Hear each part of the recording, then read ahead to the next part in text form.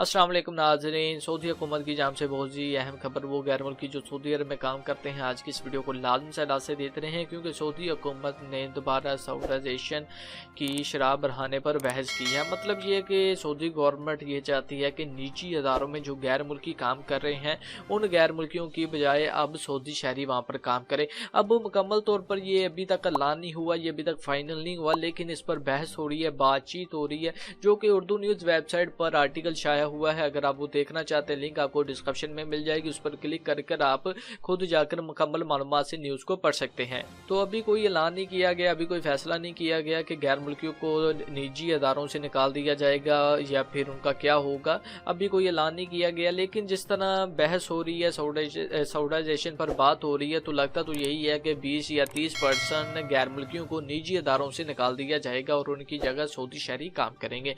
तो नाज़रीन, ये थी छोटी सी वीडियो, ये थी आज की अपडेट। उम्मीद करता हूँ वीडियो आपको अच्छी लगी होगी। वीडियो अच्छी लगे वीडियो को लाइक करें, शेयर करें, चैनल को सब्सक्राइब करें। मिलते हैं किसी नेक्स्ट वीडियो में।